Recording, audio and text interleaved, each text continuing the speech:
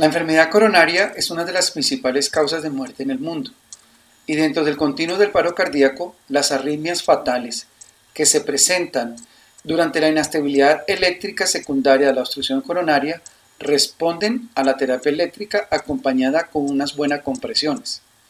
Durante más de 2 siglos se han desarrollado e implementado técnicas modernas de aplicación de la terapia eléctrica en el entorno del paro cardíaco, hechos trascendentales que han reducido la mortalidad relacionada con el paro cardíaco.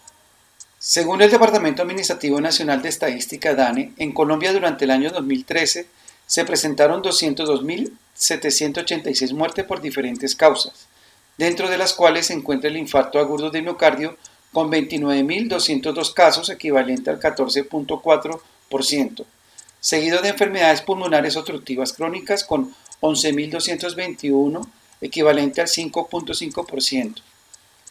En Colombia, aparece publicado un artículo aislado de Valencia y colaboradores del año 2011, quienes realizaron un registro de los casos de paro cardíaco entre los meses de julio y octubre del 2010 en el Hospital San Juan de Dios de Cali.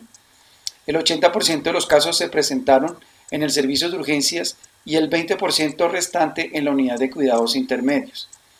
Dentro de los diagnósticos iniciales más comunes se encontraron el paro respiratorio con 6 casos, seguido de infarto agudo de miocardio con 3 casos. La muerte súbita cardíaca representa del 20 al 30% de las muertes de origen cardíaco. En los Estados Unidos de América es responsable del 7 al 18 de los decesos totales, con una incidencia de 70 a 155 casos por 100.000 habitantes. En Francia, la incidencia es de 3.21 casos por 100.000 habitantes año, y en China es de 41.3 casos por 100.000 habitantes año. En la población infantil en Holanda hay informes de una incidencia de 3.2 casos por 100.000 habitantes año. El mayor número de casos se presenta en la población entre los 45 años y los 75 años de edad. La supervivencia utilizando los DAEs o DESA o desfibriladores automáticos externos aumenta de 2 a 3 veces si se realiza precoz y correctamente, y se reduce en un 10% por cada minuto perdido. Características y necesidad humana que suple. Definición: es un dispositivo capaz de administrar una descarga eléctrica al corazón. ¿Cómo?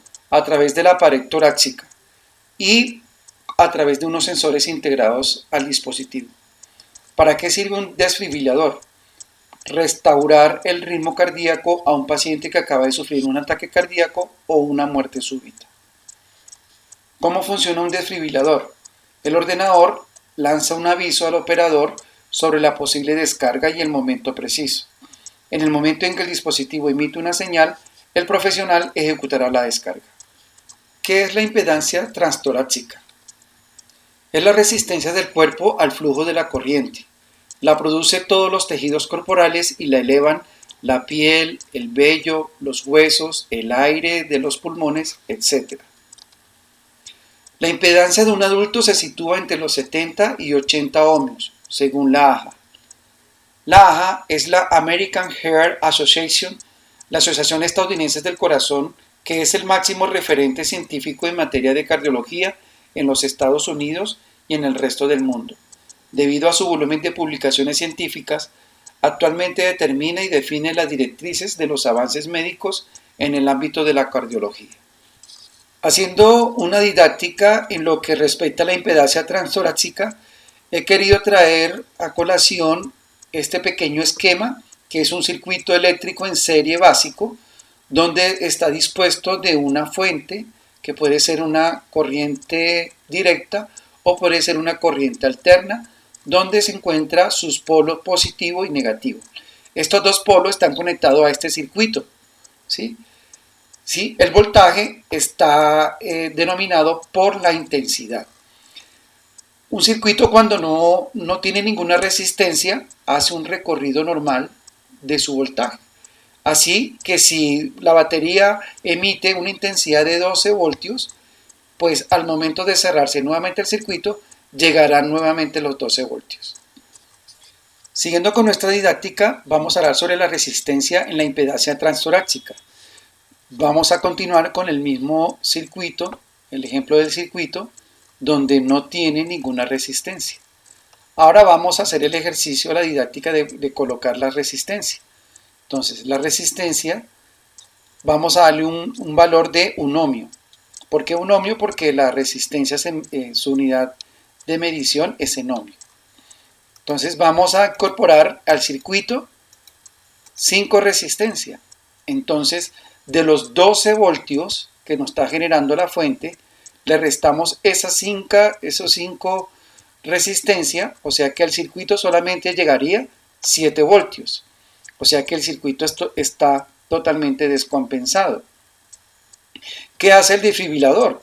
Pues lo que hace el desfibrilador es medir toda la resistencia que hay dentro de la caja torácica y dependiendo de esa medición, él calcula la potencia que va a impartir al cuerpo humano.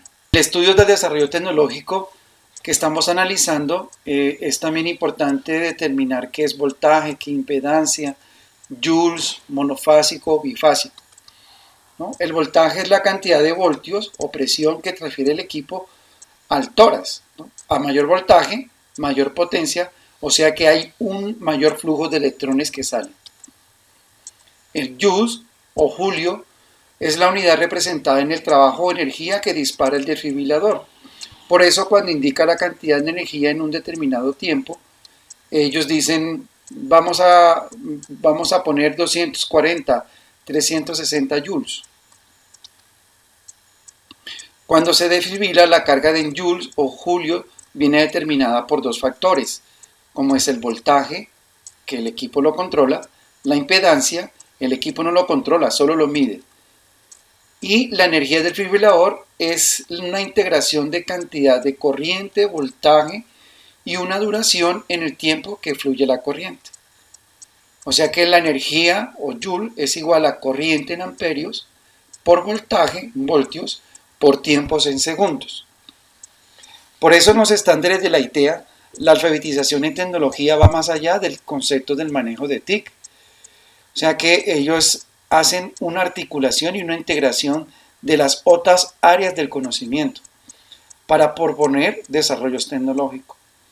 Vemos que en los países desarrollados los niños desde muy pequeña formación básica están en contacto con proyectos de ciencias, matemática, en diseño, en robótica, en 3D, justamente porque no se limitan solamente al manejo de software y de computadores y no solamente en utilizar las TIC, sino que hace un desarrollo integral, un pensamiento tecnológico para que el estudiante en un futuro tenga unas competencias sobre tecnología para que pueda desarrollar productos tecnológicos que sirvan a la sociedad.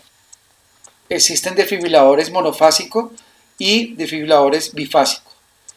Los monofásicos, la energía va solamente en una sola dirección hacia el electrodo, como vemos acá. Y los bifásicos, porque la dirección de la energía va hacia el electrodo y este se revierte en dirección contraria. En los sistemas monofásicos se usa mayor cantidad de joules. Puede causar daño a las células cardíacas. Por eso los nuevos equipos bifásicos manejan potencias de joule mucho más bajo, al igual que el DAI, los desfibriladores internos automáticos. Estos equipos tienen definido muy bien el concepto de usabilidad y accesibilidad porque cada vez son mucho más común, pasando de ser un equipo hospitalario, luego un equipo de urgencias, a las unidades de las ambulancias y luego se convirtieron en portátiles como los DAIs y que ahora son reglamentarias que estén ubicados en cualquier lugar público donde haya aglomeración de gente. Cuenta una leyenda que en el año 1880 una joven de apenas 17 años fue encontrada ahogada en el río Sena de París y que supuestamente se había suicidado. El rostro de la mujer joven representaba tal serenidad, incluso una sutil sonrisa, que el patólogo de la morgue decidió realizar una máscara mortuoria. la Mona Lisa del Sena, así la denominaron, o lo que en francés se llama Le Unicorn les Soins. A partir de ese momento se convirtió en un adorno de la burguesía de la época. Sea real o sea una ficción, el rostro de esta enigmática mujer sirvió de modelo para el primer simulador de reanimador cardiopulmonar al que denominó Reçu en memoria de la citada joven. He querido hacer una pequeña línea de tiempo con respecto al desarrollo del producto del desfibrilador, pues hay información desde mucho antes, desde 1792, de muchos sistemas precarios que se crearon para hacer reanimación, pero como la temática puntual es sobre el desfibrilador, pues me he tomado el atrevimiento de iniciarlo desde el año 1792, que es la primera referencia que hay del frasco de Leyden.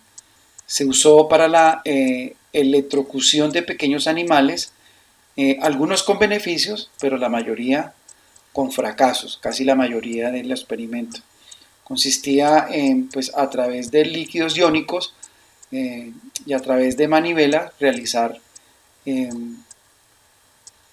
descargas eléctricas en los animales. En 1850, el Early Defibrillator, ¿no?, fueron los primeros ensayos manuales que se utilizaron para generar energía a través de la bobina, ¿no?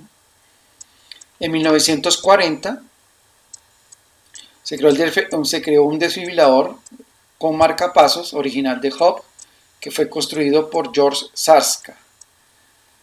En 1950 fueron los primeros equipos desfibriladores de uso intrahospitalarios. Como pueden ver en la fotografía, pues eran unos equipos bastante dispendiosos, grandísimos. En 1957, el desfibrilador de corriente era un poquito mucho más usable y más accesible comparado con la secuencia de los equipos o los prototipos anteriores. En 1962 se crea el primer desfibrilador que es de AC a DC. Era un equipo bastante pesados para la época. Hacia finales de los 60 y inicios de los 70 apareció el primer desfibrilador portable para ambulancia, como lo vemos en esta gráfica.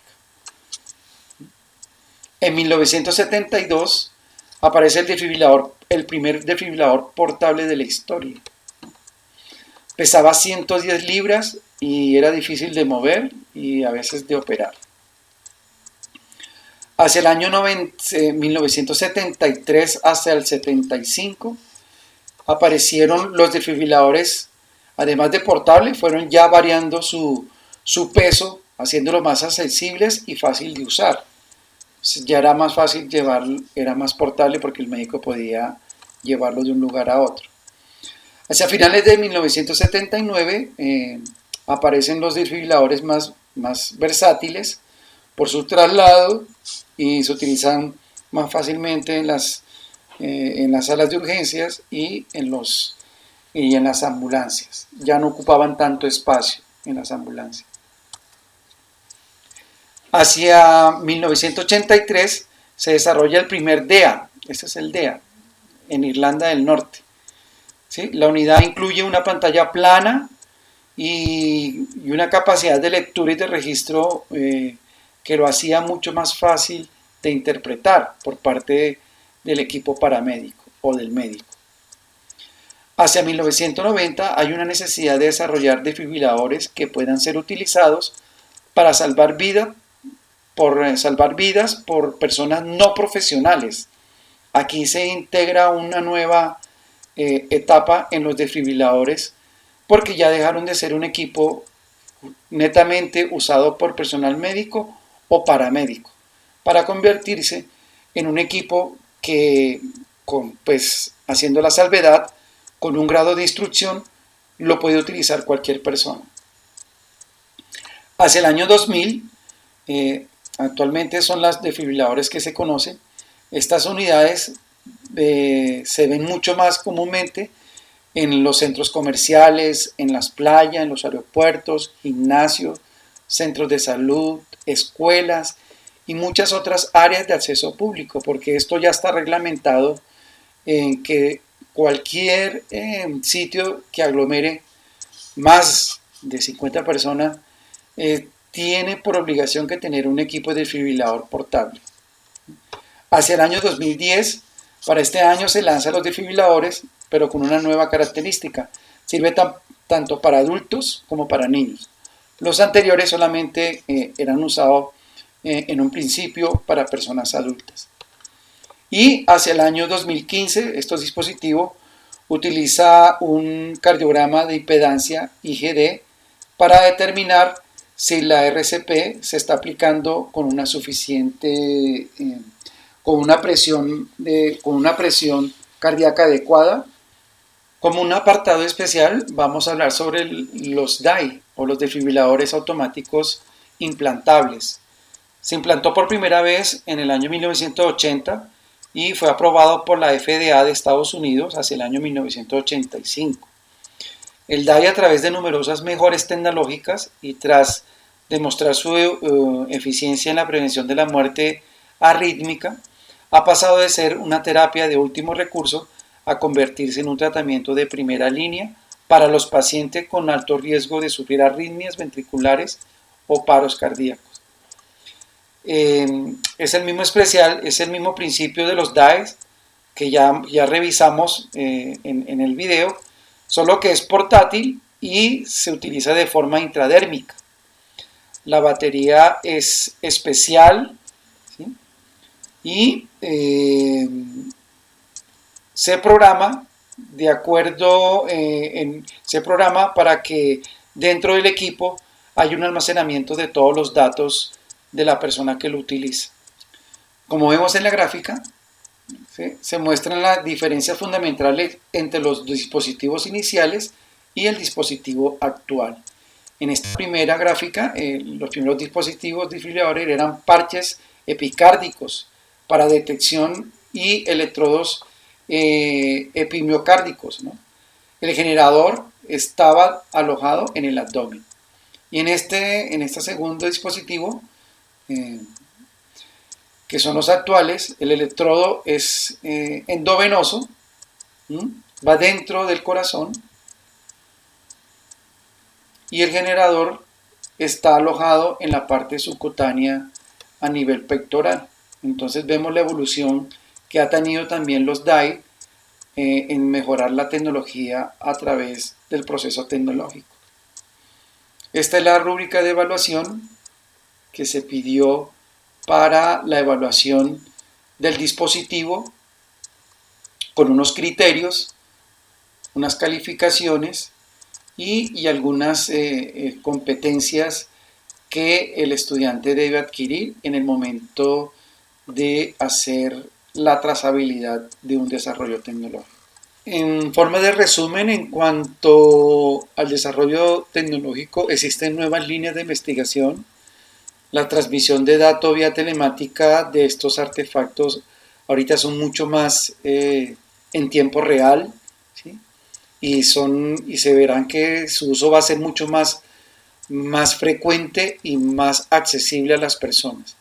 Estos desarrollos tecnológicos, mientras existieron en las primeras épocas, eran de un elevado costo, y ahora, pues, por su uso masificado y por su obligatoriedad en algunos sitios, pues se ha tenido que recurrir a que estos equipos sean mucho más accesibles en cuestiones de costo y mucho más accesible también en el manejo del equipo, porque pues ya no solamente se hace referencia al uso médico, sino que cualquier persona que tome un curso y que esté avalado por una entidad de salud, pues queda certificada en el manejo de los DAEs.